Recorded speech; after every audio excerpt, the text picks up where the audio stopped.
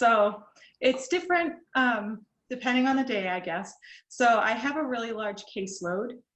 This is because we have a shortage of speech therapists in the schools here in Maine. A lot of our students graduate and leave the state and go work somewhere else, unfortunately. So my caseload is 50 students right now.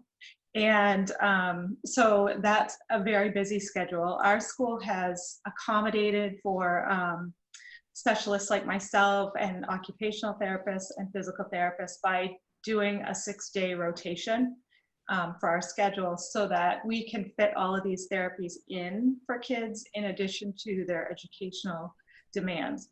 So in a typical day, I see about probably 12 groups of students and maybe a couple of kids individually who have higher needs.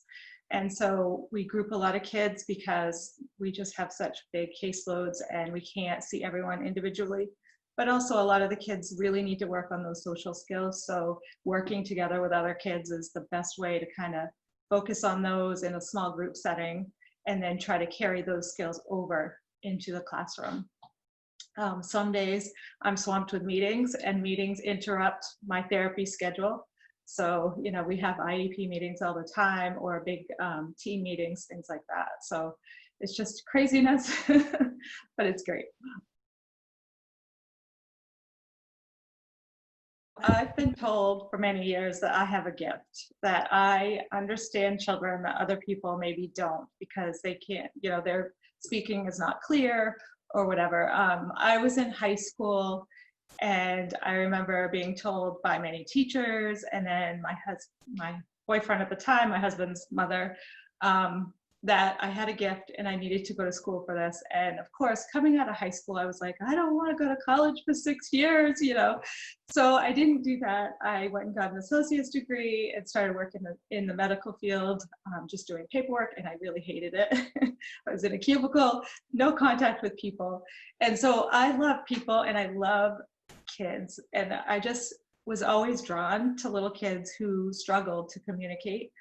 And so, you know, later in life, I guess, after having my own children, I was like, you know, my mother-in-law was right. I do have a gift and I need to be using it. So anyone who thinks or is told that they have a gift should really listen, no matter what age you are at the time. You know, it's really important. So other people often see things in you that you don't see in yourself. So many years later, I went back to school and I did a double major in undergraduate. And then I continued right through for graduate school. A lot of people take a break in between, but a lot of times they regret that because then they don't go back or they don't go back as soon and really get into that career on their own. With just the undergraduate degree in communication sciences and disorders, you can work as an assistant to a speech therapist, but you cannot be licensed and work on your own. So it's really important to get that master's degree. I love the staff that I work with. We all are putting the kids' needs ahead of everything else. And we're always working together and looking for ways to make their educational experience better. And to help them be successful wherever they're at, even if they're not at the same level as their peers. So that's kind of, I love that. I love working with the kids. They, you know, kids always say funny things that just keep you on your toes or, you know, share secrets from home that they really shouldn't. But, you know, you just kind of let it slide and, you know, they're kids and it's, you know, it's normal for them. But there are kids that, don't connect so much with other people, and so those kids are really special. They, you know, if they make a connection with you and they hug you or they, you know, I love you, Mrs. Crouse, you know, those kinds of things, those just make my day. And there are a few kids that are just like a little ray of sunshine here and there. Not that I don't love them all, because I do, even the challenging ones. But yeah, that's kind of the highlight, I guess, of each day is the kids and just the love they have, you know. So challenging, I think, is balancing all of the different responsibilities I have. So I am a team member of an IEP team, which consists of, an administrator, a classroom teacher, myself, any other specialists, reading specialists, or math, or OT and PT, any of those. We also have a school psychologist that comes in and consults. And so, we're all working together and trying to keep, on top of the things that we're dealing with for each individual student can be a challenge at times. Sometimes some families have higher needs, and so they need a little more attention. There's always IEP meetings coming up. Kids have, triennial reviews every 3 years, and so those are usually staggered, but sometimes, they kind of fall together. We have progress reports that are due. We have, there's a ton of paperwork in my job, and so, a lot of data collecting and documentation and writing evaluation reports and that kind of stuff. So there's a lot to balance. Not only that, but our schedule is a challenge because kids are pulled in so many different directions. They have all of these specials like phys ed and, music and all of these. And so, you have to kind of work around all of that. And sometimes there's changes to that schedule. So you have to be flexible. So there's always something, for sure. That's great. And can I ask you one more question?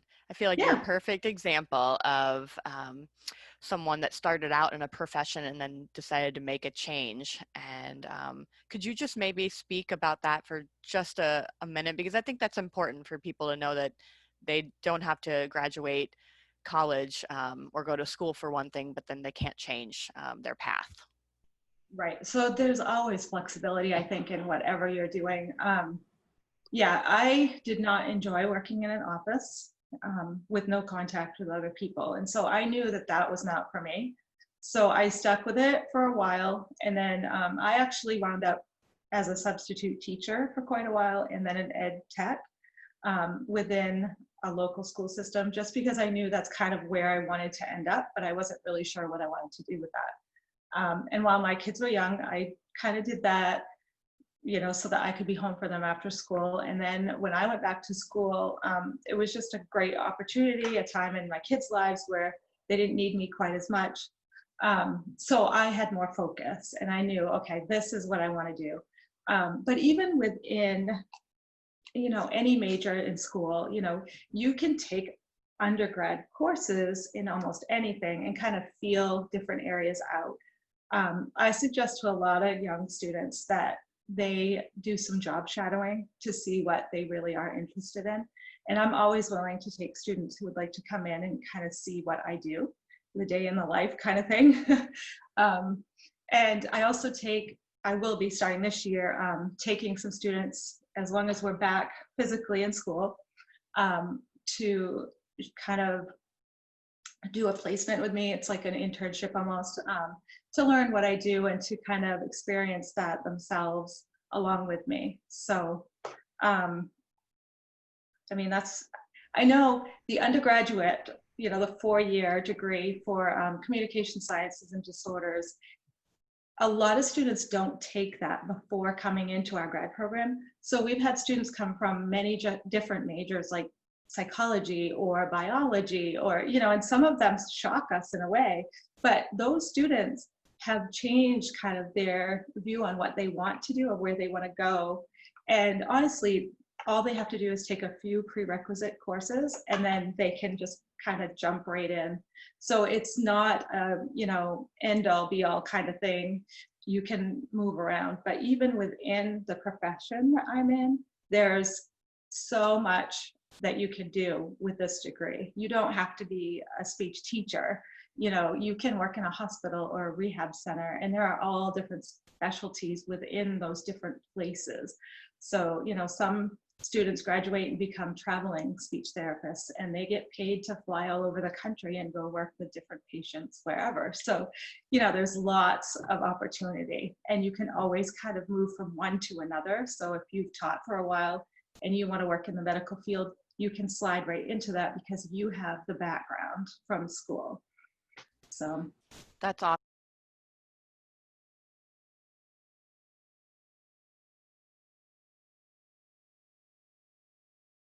I've been there. The program has been around for 3 years. I was able to start it 3 years ago. They were interested in creating a program, alternative ed program, and a day in the life.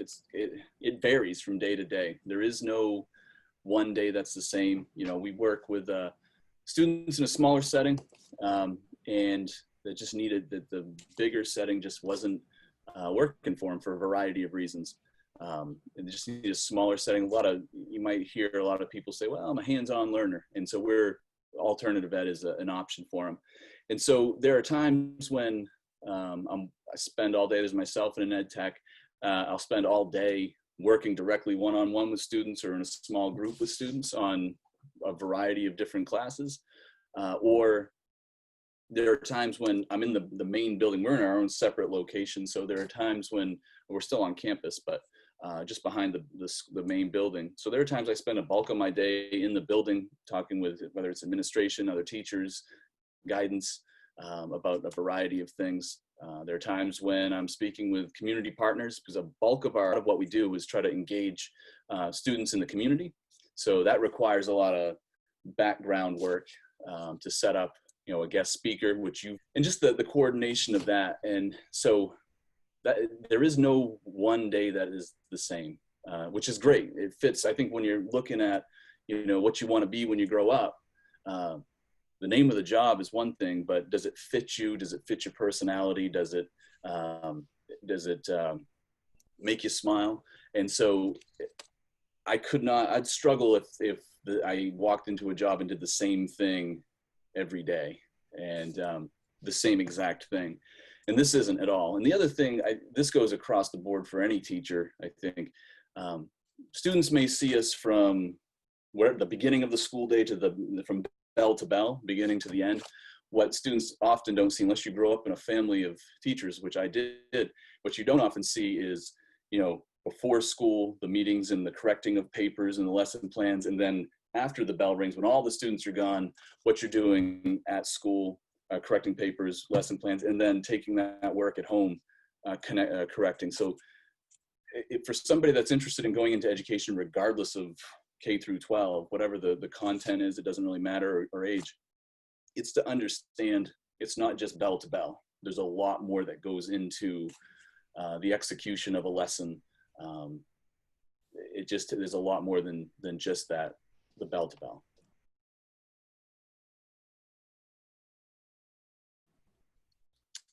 I've been in Old Town. So this position has been around for 3 years. We're ending our 3rd year. Prior to that, I spent a little over 10 years working with a company called Jobs for Maine's Graduates, JMG, at Old Town High School, doing 3 different positions, 3 different roles for them in those 10 years, all at Old Town High School. And so JMG works with students that to help them develop some leadership, help them develop, you know, a future career path, like some workplace etiquette type of things. So that was the immediate job I had prior to this. So some of what I do now, I learned while I was with JMG. Prior to that, I was 4 years active duty in the Coast Guard. Prior to that, got my undergrad at University of Maine, Machias in history. While I was with JMG, I worked towards my master's in adventure-based learning, and also took through UMaine their graduate certificate in innovation engineering, and then got through the National Career Development Association the certified career services provider. So these little credentials along the way. So all of that has kind of, like, for me, alt ed in our program is like a petri dish of all these things that I'm interested in. There's some career, there's some experiential ed, there's some adventure-based stuff, there's a little bit of innovation, there's community work, and it's all of it has kind of come to alt ed. And I think every position, every job that you have, doesn't matter what it is all an internship.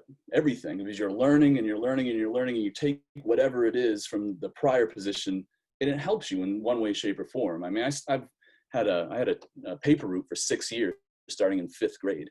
And so I got done with it. I had like 30 customers, a walking route for about 6 years. I got done midway through my junior year. But what I learned from that still applies today. And so older folks get really, I learned early on, they get really grumpy if their paper's late. So they depended on me to get it there at a certain time, right? So they could set the clock. I heard a variety of customers that I had say, geez, we can set the clock by you. We know if I don't get my paper by 6:15, there's something wrong. Either you're not delivering it that day or you're sick. So it taught me dependability. Like other people are depending on me. And the same thing is applied throughout other high school jobs, college jobs, Coast Guard, and even now, like people are depending on me to get things done. My family depends on me. So every job, everything is an internship. And so sometimes, it's just a McDonald's job, or it's just it's just a volunteer position. Every opportunity you have is an opportunity to learn something to carry it into the next role. So, and I love that you're a history major too. I think that's really cool, because I think some people are like, well, what am I ever going to do with this? Or what, and, that could probably spur a whole. I fielded a ton of questions in college. What are you going to teach? Nope. No, I don't have any desire to teach, period. Wasn't alt ed. I didn't even know that was a thing, but didn't want to teach history. So, where you start isn't necessarily where you'll end. And, it's as opportunities presented itself, I kind of ran it through my filter of interests and see if, is this something I want to pursue? Is this something I want to dip my toes in? And my master's degree is in invention-based learning. And I wasn't exposed to that until I think 2000, like October of 2007. And I was fortunate enough to have a mentor at the time who introduced it to me. Like, man, this is awesome. I love this. So I dabbled in it a little bit with a workshop, and then realized there's a master's degree in it for it. Did G funding, and then also the GI Bill. I had the GI Bill, so I could. So if I was with the school pursuing anything through the school, or while I was working with the school, they would pay. I think it's a couple of classes a year or something like that. Yeah, but you have to get a certain grade. I think it's a B. If you don't, you're not just taking classes. You're taking classes because you want to really improve and apply what you're learning immediately to what you're doing. So it takes on a different feel. That it's different every day. I like going in and not knowing what's going to happen. Set the plan. I like setting a plan. I like having an idea of what we're going to do. But I almost like it when some things kind of go sideways just a little bit, not completely, but then it forces me to problem solve and think. And I really enjoy that. I really, really enjoy that. The other thing I've learned throughout different roles that I've had, I really like working with students and the relationship I'm able to form with students. Prior to this, I was in a role at the high school that I was working with all the students in the career center at the high school, but I wasn't able to form like real relationships that I missed prior to a role I had prior. So when the alt ed position came up, I knew it was going to be an opportunity to form get back into that, relationship building more so than working with 500 students. I'm working with, 10 or 12, and you just, by its very nature.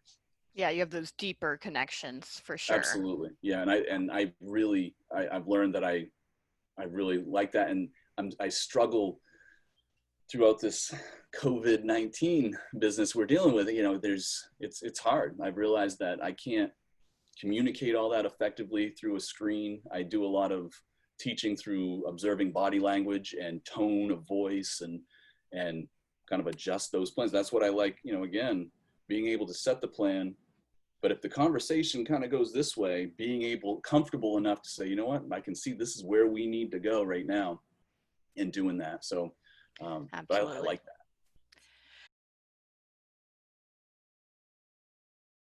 Biggest challenge, and I think this is, I would say across education, is, you know, when you start working with students and you start, you know, getting to know them a little bit more and they get to know you a little bit more, and, you know, you start to learn that they have struggles. And sometimes, for anybody that's listening that wants to be a teacher, understand that it's tough to turn it off when the bell, as a teacher, it's tough to turn it off. You'll hear something, or you know that a student is struggling with whatever it is, you know, it could vary, you know, they're just having a tough time. That's the hardest part, because, you know, taking that home with you, because you have a life outside of that, you know. I have 2 children, I have a wife, you know, and so, you know, trying not to take some of that stuff home is hard, because, you know, you don't go into education for the pay. For God's sakes, don't go into it for the summers, because yes, you get the summers off. That's a misconception, but you don't, you know, you need it. You need it to kind of catch your breath when it comes to getting that summer. The students need it, educators need it, but it's taken that, you know, when you're working with a student and you know they're struggling, that's very, very difficult to, yeah.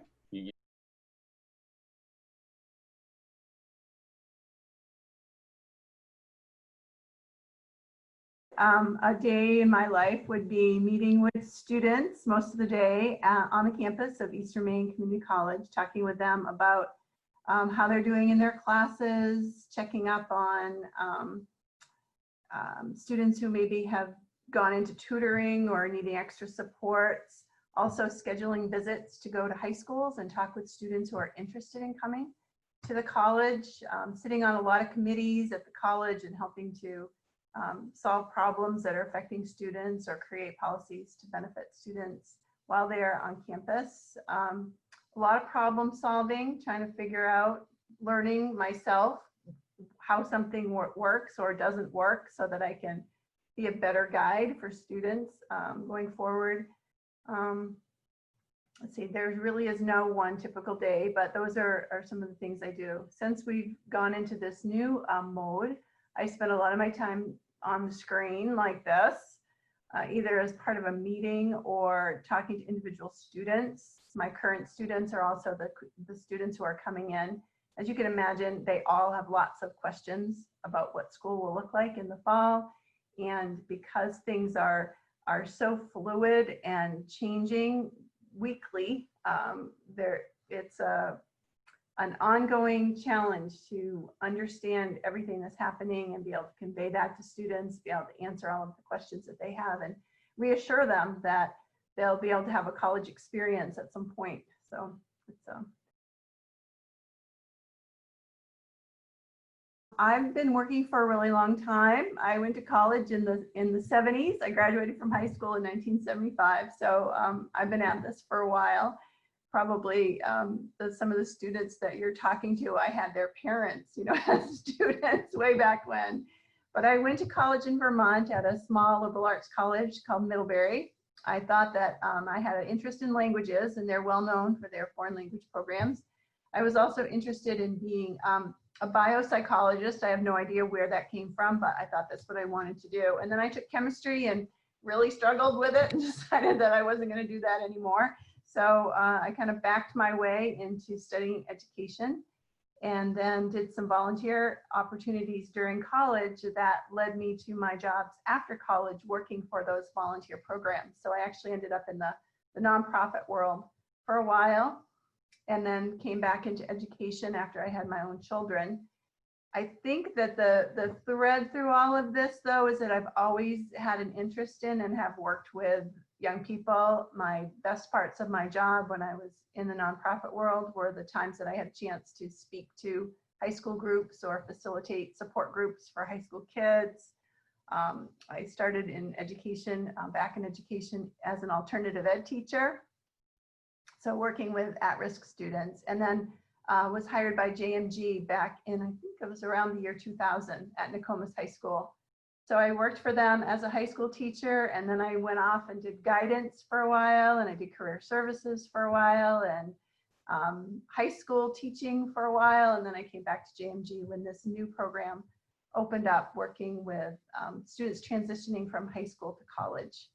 So like most people who get into this field, I think that you either work in education because you had a really great experience yourself and you love school, or you really struggled in school and you want to try to make it better for other students going forward. And I think that it's for most people, there's definitely a feeling of it being a calling. It's something that speaks to you and you feel like you're making a difference in the lives of other people. And that's why I think I'm still doing it, even though I could be retired now. The interaction with students, getting to know students and their stories, and you know, everyone's situation is so unique, and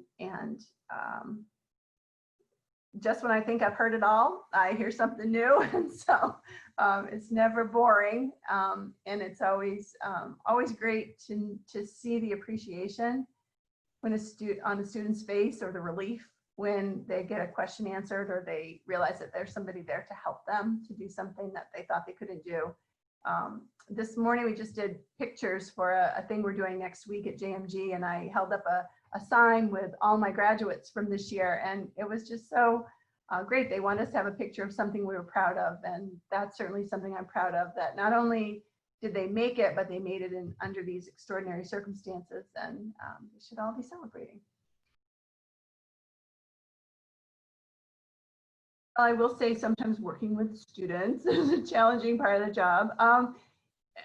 I think there are so many times when students have multiple voices in their ears, you know, their friends, their parents, their guidance counselors, their teachers, telling them, you know, you should do this, or I think you're really good at that, or, you know, I want you to pursue this dream. And the voice that they forget to listen to so often is their own. And trying to help them realize that their voice is the most important voice in all of this, and what's going to be the best path for them, and to let go of some of those expectations of other people. It's a challenge.